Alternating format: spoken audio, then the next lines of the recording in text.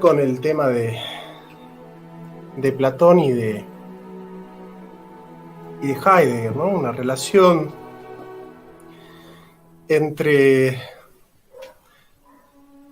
Nadie podría exagerar si dijésemos que podrían ser Platón y Heidegger los más grandes pensadores de la historia, sin lugar a dudas, ¿no? Hola José, hola Matías. Bueno, ¿quién podría sostener que se exagera al decir que Platón y Heidegger son los pensadores más importantes de la historia? Nadie, salvo que sumemos también ahí a Aristóteles. Bueno, nadie podría afirmar que se exagera, ¿no?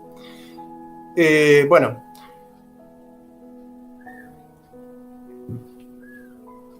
vamos a acceder al texto, la doctrina de Platón acerca de la verdad, pero lo vamos a hacer con una introducción, porque hay que entender esta relación que no es una relación simple, la de Platón y Heidegger, la de Heidegger y Platón. Básicamente porque nosotros en el siglo XX tuvimos un libro que ha marcado época en la filosofía, que es un libro que escribió Franco Volpi, que fue presidente de la Sociedad Heideggeriana de Filosofía durante mucho tiempo, que fue el fundador de la Sociedad Heideggeriana de Filosofía, y escribió un libro que se llama Heidegger y Aristóteles. Aristóteles y Heidegger, que como les decía yo, marcó época porque revitalizó los estudios sobre Aristóteles. Si bien, obviamente que ya en el siglo XIX, un gran pensador como Franz Brentano, que escribió un libro sobre los múltiples significados del ente en Aristóteles, ha potenciado mucho los estudios sobre Aristóteles, y luego vino Owen, y luego vino Becker, y luego vino Bonitz, y luego vino Jäger, y luego vino Obang, y luego vino Ebeling, y bueno, y luego vino Berti, y luego vino Volpi. Y bueno, la verdad que los grandes eruditos sobre Aristóteles son muchos y muy variados. Sin embargo, los estudios sobre Platón no cobraron ese interés y esa revitalización que sufrieron los textos de Aristóteles en el siglo XX. Es cierto, la escuela alemana de Baden, la escuela neokantiana de Rickert, la de Lotze, la de Lask, la de Nathorp, de alguna manera sí, es cierto que han dialogado mucho con la filosofía platónica, sobre todo Lotze, ¿sí? Sobre todo Lotze, para justificar una teoría de los valores. Pero no pudieron revitalizar a los textos de Platón en la metafísica, ¿sí? Simplemente usaron a Platón para reacomodar un sistema de valores que pueda darle un estatuto ontológico a los valores y a los principios lógicos, digamos, ¿no? Ya vamos a ver un poco eso. Bien, la relación de Heidegger con Platón, dijimos, es una relación muy conflictiva, sobre todo porque para Platón, para Heidegger, perdón, Platón fue un enigma, fue un misterio, le resultaba oscuro, y realmente las relaciones que pudo establecer Heidegger con el pensamiento de Aristóteles, que potenciaron evidentemente el pensamiento de Heidegger, bueno, están ausentes en el diálogo de Platón. Un autor importante, un platónico que ha leído mucho de Heidegger y se dedicó mucho a la fenomenología hermenéutica, como Stanley Rosen, escribió un libro en defensa del espíritu del platonismo. Y lo que ahí sostiene Stanley Rosen es que en realidad la La apropiación que hace Heidegger de Platón es una apropiación que está muy ligada a cómo entiende Heidegger la historia de la metafísica. Es decir, Heidegger traza una historia de la metafísica que va de Platón a Nietzsche, ¿no es cierto?, donde coloca a Nietzsche como un platónico. Es decir, en virtud de invertir a Platón, dice Heidegger, Nietzsche es un platónico porque es deudor de la estructura platónica. Al invertir, digamos, los valores, queda preso de la estructura platónica. Nietzsche es el último gran metafísico, ¿no? Dice Heidegger.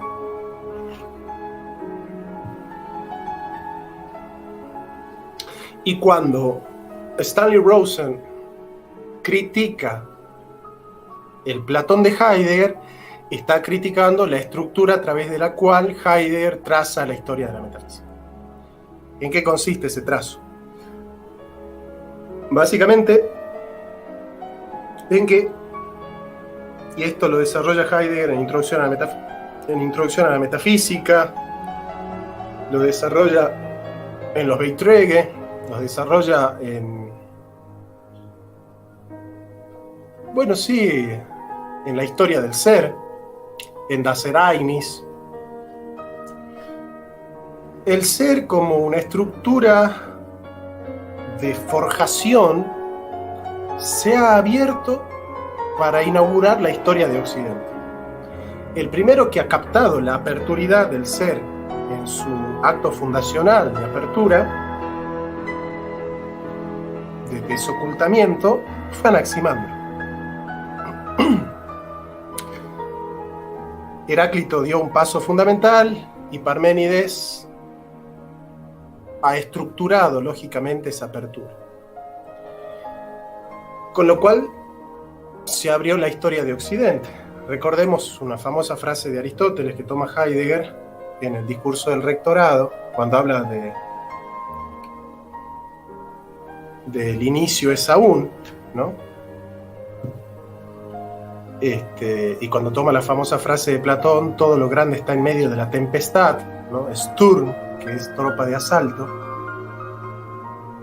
Aristóteles dice, arge gemisus panton, el principio es la mitad del todo. Bueno, esa mitad del todo fue esa apertura del ser que se abrió para forjar la historia de Occidente. Platón ha arrebatado esa apertura a través de una dialéctica que le da al hombre la capacidad de tecnificar esa apertura, de dosificarla a través de un método, a través de una lógica. Ya vamos a ver en qué consiste eso. Cuando Platón ha creado esa estructura lógica a través de la cual se puede dosificar la aperturidad del ser, el ser ha dejado de abrirse libremente, ha dejado de donarse por libertad, por gracia, y se ha sustraído. En esa sustracción ha quedado latiendo como un eco del ser que Heidegger llama resonancia. Bueno, esa resonancia es la voz de la metafísica. Esa voz de la metafísica en la cual Platón ya entiende la aletheia como corrección de la representación o como ortótex, ya la vamos a ver, esa postura. La aletheia queda como escorada hacia la ortótex, el hombre se adueña de la manera formal a través de la cual el ser puede abrirse en su novedad, queda el hombre como dueño de ese patrimonio formal de la apertura del ser. Esa ortótex se convierte con Descartes en certeza subjetiva, esa certeza subjetiva se convierte en técnica, en dominio, hasta que la conciencia, la dinámica de la conciencia en Hegel subsume al ser como dinámica del espíritu, que deviene inteligencia, y Nietzsche subsume la apertura del ser como voluntad de poder, digamos. Con lo cual la maquinación llega a lo último y con Nietzsche termina la historia de la metafísica, que es la historia de la técnica, es decir, es la historia a través de la cual el hombre, con su maquinación, interviene en la apertura libre del ser. Por eso, en la Carta sobre el Humanismo, es necesario instalar el espíritu de lo sagrado para que esa apertura no quede disponible, a través de la cual en la historia del ser ya no hay nada más que hacer y no hay nada más que decir. En ese silencio abismoso, a través de la cual lo sagrado instala un ya no más que decir y un ya no nada más que hacer, todas las verdades son desoídas y solo queda una vana intención de hacedurías. Cuando se derrumbe esa vana intención de hacedurías, queda el pavoroso silencio que es el preámbulo a la llegada del último Dios, dice Heidegger.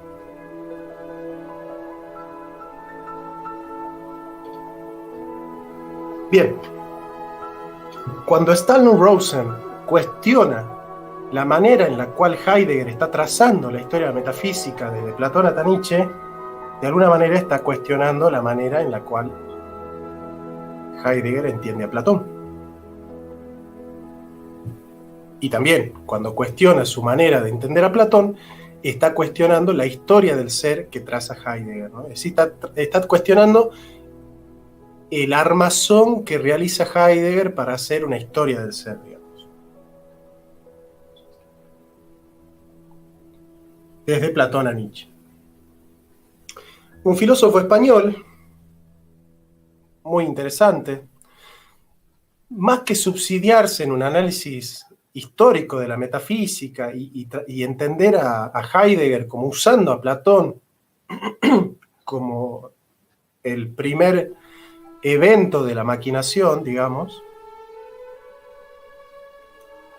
se preocupa Francisco González en un libro sobre Platón y Heidegger. Uno de los mejores libros de Francisco González es Dialéctica y Diálogo en Platón,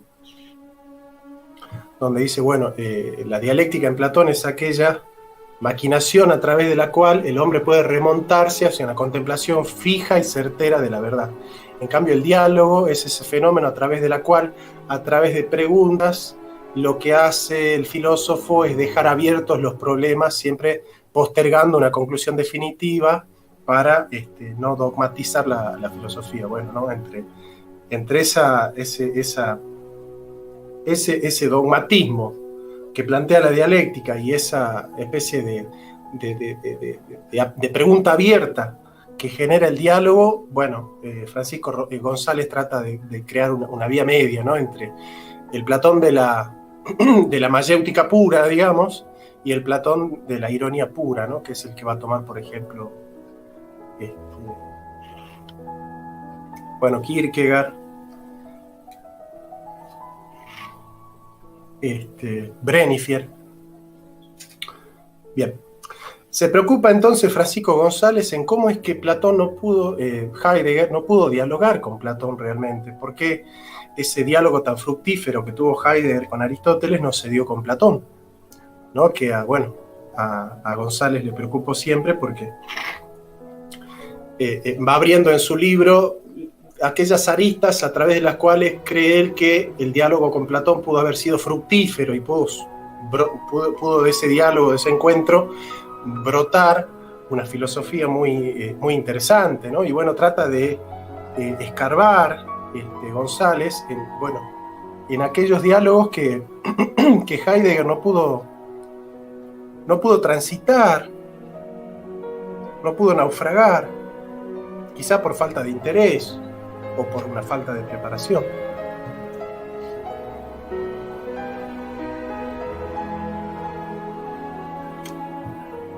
Gadamer fue un gran discípulo de Heidegger, ¿no? Fue su ayudante de cátedra y, bueno, fue su gran discípulo, ¿no? En 1924, 3 años antes de publicar Science und Zeit, Heidegger publica una lección sobre el sofista, que aparece en el tomo 19, ¿no? De los volúmenes sobre las obras completas de Heidegger. Esta lección sobre el sofista de Platón, que escribe Heidegger, que da un seminario sobre ese escrito de Platón, el sofista, tiene alrededor de 600 páginas. De esas 600 páginas, las primeras 300 páginas Heidegger las escribe sobre la ética nicómaco de Aristóteles. Y bueno, los alumnos cuentan que tras esa especie de dislexia de Heidegger, de encarar a Platón, escribiendo, o sea, proyectando un seminario sobre Platón, escribiendo la mitad del seminario sobre Aristóteles, nos da cuenta de algo que nos contaba Gadamer. Gadamer siempre había dicho que ese seminario sobre Heidegger había sido impresionante porque había interpretado de manera muy renovada a todas las virtudes intelectuales, incluso a las virtudes intelectuales de alcance práctico, como la frónesis, como una manera de habitar en la verdad por parte del hombre. Lo que lleva, por ejemplo, a Alejandro Vigo a hablar de una aleteiología expandida, es decir, a digamos, las estructuras de las virtudes intelectuales como modos de habitar en la verdad del hombre, digamos, como etos aleteiológicos, digamos, ¿no? Como modos a través de los cuales el hombre puede morar en la aletheia, ¿no? Recordando que para Heidegger el hombre es un estado de interpretado, es decir, todo el tiempo está desocultando el Dasein, ¿no? Desoculta como herramienta en lo preontológico, desoculta como teoría en la ontología. El Dasein es un desocultar permanente, ¿no? ¿Y cómo es que Heidegger justifica empezar un seminario sobre el sofista de Platón, dándola casi la mitad del seminario sobre Aristóteles? Heidegger dice: hay que proceder de modo tal que podamos ir de lo claro a lo oscuro. Y así se llama, efectivamente, la primera parte del seminario. De lo claro a lo oscuro. De Aristóteles a Platón. Acá tenemos que para Heidegger la estructura del pensamiento platónico es un enigma. Digamos, Heidegger entiende que la estructura fundamental del pensamiento de Platón le es desconocida, le parece oscura. Por eso trata de ir desde Aristóteles a Platón, desde la ética nicómaco, que es la estructura formal a través de la cual el hombre puede vivir en la verdad del bien, a entender la doctrina platónica de la verdad. Va con el alumno al maestro.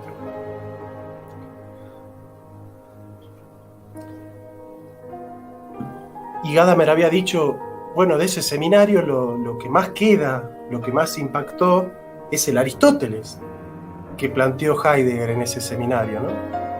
Porque plantea una manera muy renovada y que revitalizó los estudios de Aristóteles sobre el tema de las potencias intelectuales, las virtudes intelectuales. Curiosamente, en un diálogo que propone Heidegger con Platón, resulta que el centro de ese seminario termina siendo Aristóteles. Siguiendo un poco esta línea que en realidad siempre Heidegger es un pensador aristotelizante, ¿no? Es decir, a Aristóteles le queda cómodo, tan es así que al principio, digamos, Heidegger trata de dialogar con Hegel, con Kant y con Aristóteles. En la Quere, Aristóteles empieza a dialogar más con los presocráticos, con Hölderlin y con Nietzsche. Pero al final de los tiempos, Heidegger, que ha abandonado esa estructura aristotélica de ser y tiempo, vuelve a dar un seminario sobre la física en Aristóteles. Es decir, Aristóteles va a acompañar a Heidegger durante toda su vida. Heidegger nunca puede realmente abandonar del todo a Aristóteles.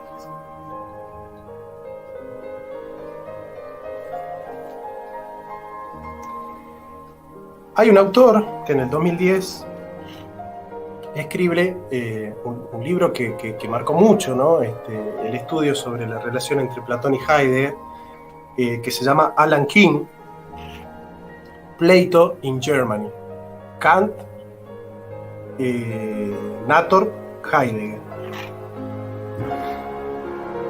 donde bueno, hace un estudio que nos muestra cómo Platón se va insertando en la escuela alemana, sobre todo en la escuela lógica de Alemania, que para combatir al psicologismo, ¿no es cierto? El psicologismo que sostiene que la verdad es una simple operación psíquica, digamos, ¿no? A través de la cual la psique como un proceso de forjación crea la verdad. Bueno, tratan de darle un estatuto ontológico a la verdad, tratan de darle un estatuto ontológico a la lógica, ¿no? La lógica no se disuelve solo en procesos psicológicos y cognitivos. La lógica tiene principios que están hipostasiados, son principios que no están disponibles al proceso de psicologización que ciertos neokantianos habían tratado de forjar. Entonces va a decir, bueno, el primero que se apropia de Platón es Kant, en cuanto que el a priori que en Platón es trascendente, en Kant es trascendental. Kant hace ese movimiento donde dice Platón, por ejemplo, las cosas particulares en la dialéctica son entendidas en virtud de participar de ideas universales, que son el objetivo de la metafísica. Bueno, la escuela kantiana va a decir no, es en virtud de hacer participar las cosas particulares del esquema trascendental que las cosas pueden ser entendidas y pueden existir. Bueno, Nator va a llevar ese principio lógico a sus últimas consecuencias, y obviamente Heidegger fue un gran discípulo de Nator, de Baden, de Lask, de Lotze, de Rickert. Pues bien, de alguna manera va trazando entonces Kim esta relación entre Heidegger y Platón, que es una relación, bueno, neokantiana, vamos a decir así, que Platón en Alemania ha entrado a través de los neokantianos para combatir al psicologismo, al operacionalismo, digamos, ¿no? Y nos vamos a detener a un colega porque yo me dedico a la teología, este colega también, y en general el protestantismo, por tener una estructura de doble planta antropológica, es decir, una planta de la naturaleza pecaminosa y una planta de la naturaleza de la gracia, del primer y el segundo hombre, en términos teológicos, los protestantes han adherido mucho al platonismo, ¿sí? Hola José, ¿cómo estás? Gracias hermano por estar. Y es un teólogo platónico, un teólogo luterano, por eso les decía lo de colega, que se llama Georg Pich. Georg Pich escribe, un año después de la muerte de Heidegger, Recuerdos de Martin Heidegger, donde ahí él cuenta que invitó en la Selva Negra, bueno, Heidegger era muy ávido de dar paseos por la Selva Negra, que lo invitó a Heidegger a dar una vuelta por la Selva Negra, a caminar, ¿no? Bueno, Heidegger tiene un libro que se llama Caminos Bosque, ¿no? Y Sendas Perdidas, se los recomiendo. Para charlar el tema de Platón, y Georg Pich le dice a Heidegger, bueno, a mí el Platón de usted no me convence, ¿no? Platón escribe en 1931, 4 años después de publicar Ser y Tiempo, un seminario sobre el teeteto, unas lecciones sobre el teeteto de Platón, del cual se desprende la doctrina platónica de la verdad. La doctrina platónica de la verdad es un capítulo del seminario de Heidegger sobre el teeteto, que tienen que leerlo porque es maravilloso. Realmente es el libro sobre Platón que más jugo le saca a Platón realmente Heidegger, y del cual yo personalmente pienso se ha desmarcado mucho de la lógica neokantiana de Rickert y de Nator. De alguna manera, Platón puede independizarse del neocantismo a través de Platón, digamos.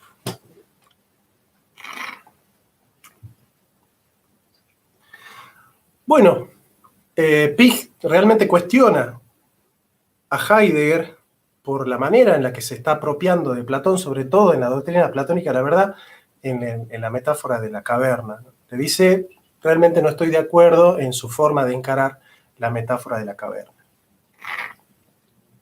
Y Heidegger le confiesa a Pig y le dice, debo confesarle que la estructura del pensamiento platónico me es absolutamente oscura. De nuevo, 10 años después de la lección sobre el sofista, que es en el 24, acá en el 32, Heidegger vuelve a confesar que el pensamiento de Platón le es oscuro. Vuelve a utilizar la palabra oscura. Recuerden que en el seminario sobre el sofista, Heidegger dice de Aristóteles a Platón, de lo claro a lo oscuro. Platón es oscuro para Heidegger. Bueno, vamos a ver en este texto por qué se da. Pig, de alguna manera, contempla, al igual que Stanley Rosen, que Heidegger, a través de la noción de verdad, una noción de verdad que la estudia desde el horizonte mental de la modernidad, es decir, Heidegger va a Platón con las anteojeras de los modernos, sobre todo con Kant y con Descartes,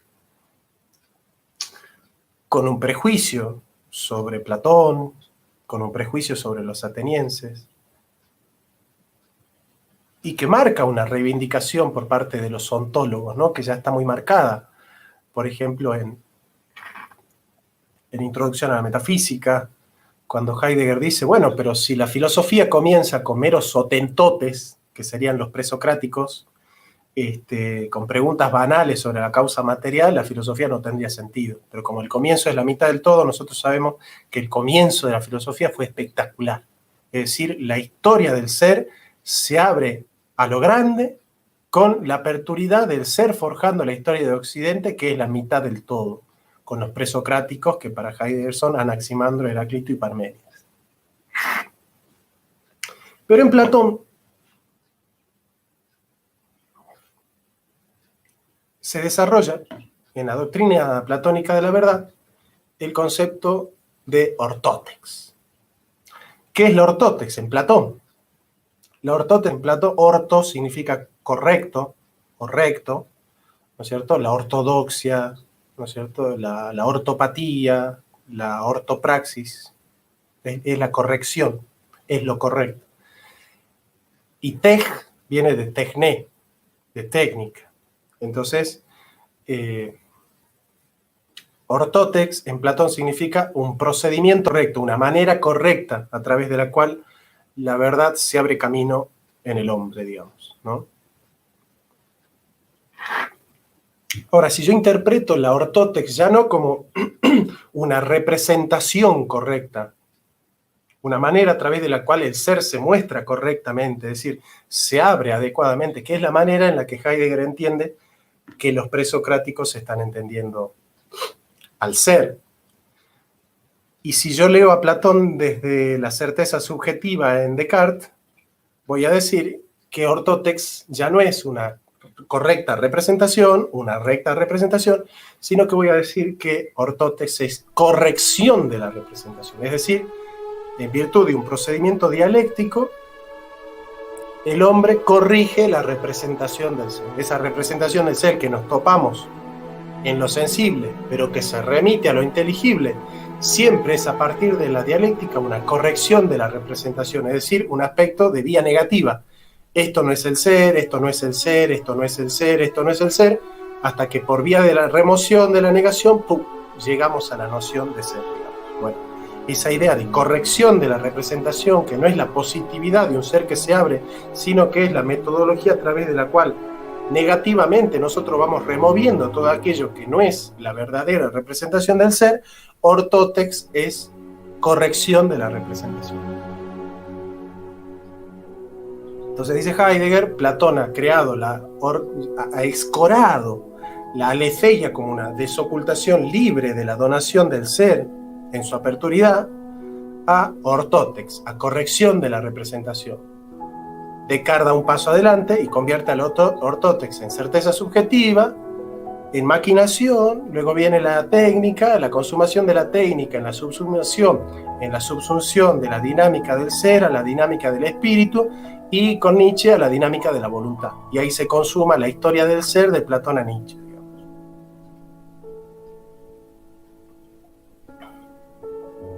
Ahora, ¿por qué es que Heidegger entiende que en Platón el ser no se abre por sí mismo, sino que es el hombre, a través de la vía negativa, a través de la dialéctica, que bueno, en Sócrates es la ironía, ¿no? La dialéctica, porque es a través de un ejercicio de preguntas y respuestas, es que aparece la corrección de la representación que tiene al hombre como, diría Matías, el sujeto, ¿no? El hipokeimen. Vamos a ver entonces la conexión neokantiana que tiene Heidegger con Platón. Nosotros en Alemania tenemos a Lotze, que es el que inventó la teoría de los valores. Tenemos a Ricker, que es el que, digamos, ha impregnado su filosofía en la Universidad de Friburgo. Tenemos a Lask, tenemos a Nator. Y el primer Heidegger preocupado por temas lógicos, ¿no? La tesis de doctorado de Heidegger es sobre el problema del juicio en el psicologismo, ¿no? Que la presenta en 1913 y que es dirigida por Schneider, ¿no? un filósofo católico escolástico. Bueno, ahí Heidegger bebe mucho, ¿no? Del neokantismo de Baden, de Ricker, de Nator, pero sobre todo el de Lotze, ¿no? Y su tesis de habilitación, o sea, ustedes recuerden que los filósofos en Alemania tienen que hacer una tesis de doctorado para el título y una tesis de habilitación para poder enseñar en la universidad, ¿no?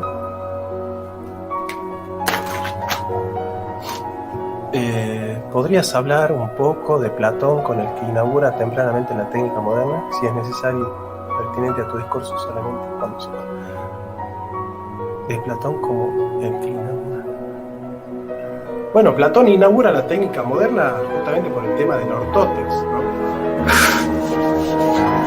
En sí, por el tema de cómo el Dasein, el hombre, se ha apropiado de la dinámica de apertura del ser, es decir, el ser se dona a sí mismo y el hombre le arrebata al ser su apertura. Por eso Heidegger define maquinación y técnica como hacer aparecer. Aletheia es un aparecer, un desocultarse del ser por donación propia, y la técnica es que el hombre haga aparecer algo que no está ahí. Es traer a la presencia algo que no se abre por sí mismo, de alguna manera. Por eso Heidegger define la physis como ser en el sentido de un brotar por sí mismo, digamos, ¿no? El ser brota por sí mismo, se abre por sí mismo. Cuando el hombre, de alguna manera, quiere habitar creando, crea la técnica. O sea, Heidegger dice, el hombre tiene que habitar, tiene que crear habitando. Crear habitando es morar en el seno del ser para que se edifique el etos. Pero no, el hombre no quiere crear habitando, quiere habitar creando. Y así se forja la técnica. Esa técnica en Platón es ortótex. Por eso queda escorada la aletheia como tecné. En Platón se convierte la filosofía en tecné, en mera técnica, en mera aplicación de una metodología que se aplica a todos los casos porque se universaliza un método. Bueno, para Heidegger la metafísica es el método a través del cual se habita creando, cuando en realidad el objetivo del Dasein es habitar, crear habitando y no habitar creando. Eso lo desarrolla en un seminario da para los arquitectos, que se llama Construir, Habitar y Pensar, ¿no? Donde desarrolla la Gewia, por ejemplo.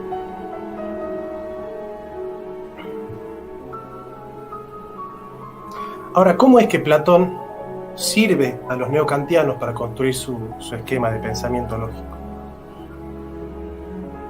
Lotze, que es el primero que desarrolla la teoría de los valores, dice: la historia de metafísica procede mal porque la historia de metafísica ha creado como dos pisos de realidad, ¿no? Un piso de realidad sensible, donde están todas las cosas que nosotros podemos toparnos, y están las realidades suprasensibles. Y en las realidades suprasensibles hay una indiscriminación tan grande que se pierde la efectividad de la densidad ontológica de estas realidades suprasensibles. Entonces, por ejemplo, Lotze dice: en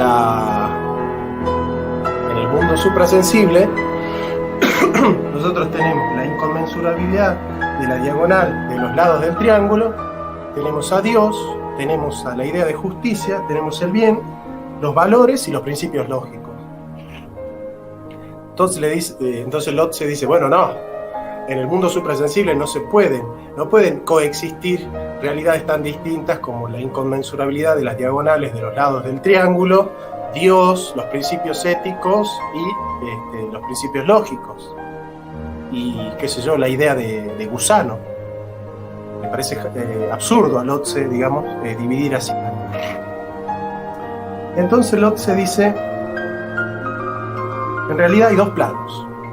Hay un plano del ser, donde están las cosas físicas y las realidades metafísicas, como dos planos del ser, digamos, ¿no?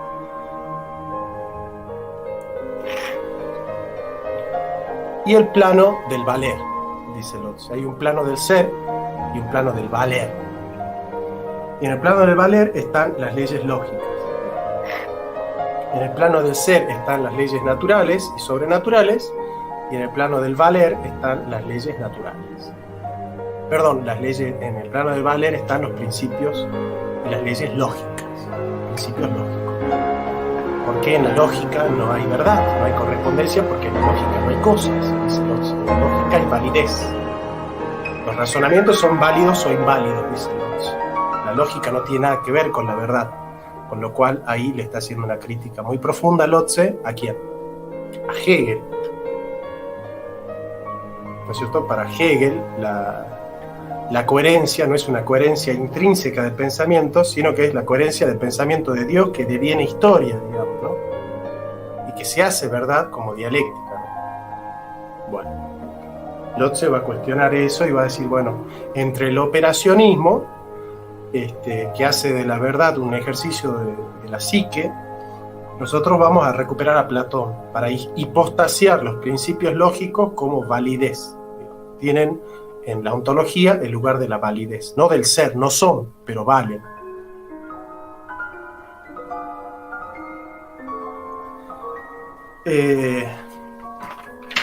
Claro, este valer que plantea Lotze lo hace desde Platón, es decir, estos valores flotan en el aire y tienen sentido cuando se encarnan, ¿no? Esto lo va a tomar un poco en Ética Material de los Valores, Max Scheler, ¿no?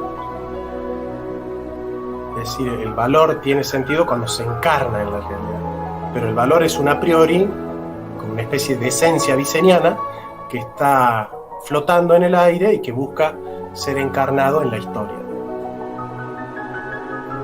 O sea, toda la filosofía de los valores viene de acá, ¿no? De Lotze. Entonces, claro, los valores son lógicos, formales, y valen, pero no son, digamos, ¿no? Es deudor del formalismo kantiano. En cambio, Lask, que le va a dirigir la tesis sobre Escoto, sobre las categorías y los predicados en Escoto, que después se termina sabiendo que es el pseudo-Escoto Tomás de Erfurt, Lask dice: bueno, podemos hipostasiar a los valores, pero no como formas flotantes, digamos, ¿no? como en Lotze, sino más bien como siempre estando anclados en un material de trabajo, como en un material concreto.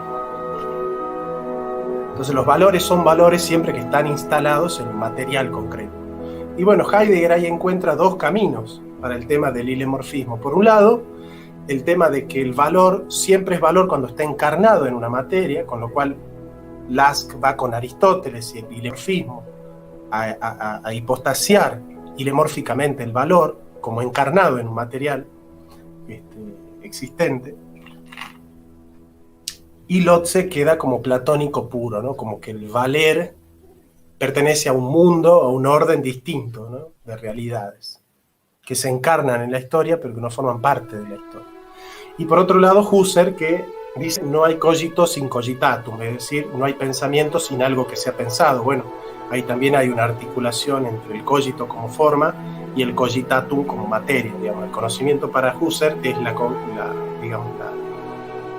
la conjunción de la forma que es el cogito con el cogitatum que es la materia. Bueno, hay pensamiento cuando el cogito y el cogitatum se unen, no hay pensamiento puro, dice Husserl, ¿no? Bueno, desde este esquema parecería que Platón entonces es el esquema a través del cual se le da validez a la representación del ser. O sea que el ser solo va a tener validez en la medida en que el hombre, como a priori, ponga la trascendentalidad, como dice Kant, llamo trascendental al conocimiento no de las cosas, sino de nuestra forma de conocerla. Digamos, el hombre es el que con su razón jurídica legisla sobre la manera correcta a través de la cual el ser se puede abrir válidamente, es decir, es el hombre el que forja la validez del ser. Como Heidegger está enemistado con el neocantismo y con la técnica y con la certeza subjetiva y cree que Platón es el padre de la subjetividad moderna con el tema del ortótex, Heidegger va a utilizar siempre a Platón como alguien al cual hay que destruir filosóficamente para rescatar a los ontólogos, a Anaximandro, a Heráclito y a Parménides. Dice Heidegger, los conocimientos de la ciencia son habitualmente expresados en forma de proposiciones y como aprehensibles resultados ofrecidos al hombre para su aplicación. La doctrina de un pensador es lo tácito en su decir, a lo que el hombre está consignado para que por ello se prodigue. Para que nosotros podamos experimentar lo tácito de un pensador, sea ello lo que fuere, y conocerlo en lo sucesivo, tenemos que reflexionar sobre lo que ha dicho. Satisfacer en regla esta exigencia significaría discutir detalladamente en su conexión todos los diálogos platónicos. Mas, dado que esto es imposible, otro es el camino que debe conducir a lo tácito en el pensar de Platón. Lo tácito es decir, aquello que está latiendo, que está muyente en el pensamiento de Platón, y que nadie ve como clave hermenéutica. Recordemos que Heidegger descifra la crítica de razón pura a partir de una nota al pie de página del prólogo de 1781,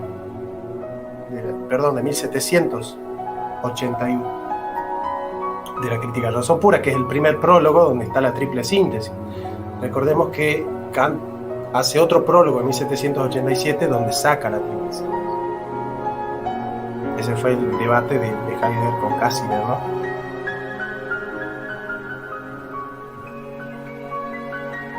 Lo que en él queda tácito es un giro, y utiliza la palabra quere. El primero que ha dado una quere, una torsión en la historia metafísica, dice Heidegger, es Platón. Platón ha torcido la historia del ser. Platón ha torcido el destino del ser por la ortótex. Platón ha arrebatado con su corrección la representación del ser.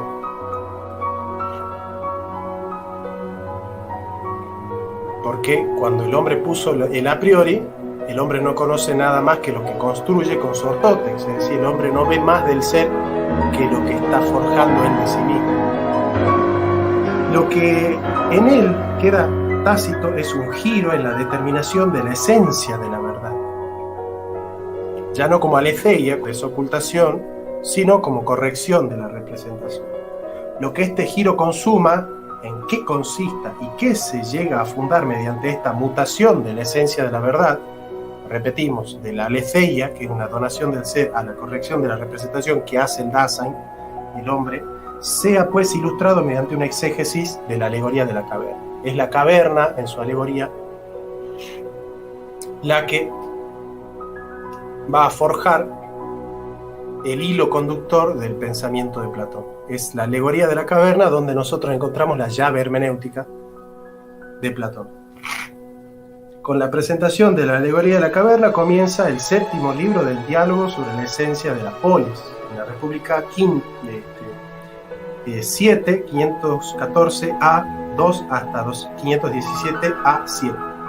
La alegoría narra una historia. La narración desarrollase en el diálogo entre Sócrates y Glaucón, donde aquel expone la historia manifestando creciente admiración. Dice Heidegger. La traducción adjunta va más allá, en los lugares cerrados, con paréntesis del texto griego explicándolo. Vamos a leer la traducción que hace Heidegger de la República de Platón. Y vamos a examinar la validez que tiene el análisis que hace Heidegger, ¿no?, de Platón. ¿Cómo van hasta ahí? ¿Es una pregunta? Represéntese ahora lo siguiente: unos hombres se encuentran bajo tierra en un recinto cavernario. A lo largo de este y hacia la luz diurna se extiende el acceso al que confluye toda la caverna. En este ethos, en esta morada, atados por los muslos y la nuca desde la infancia,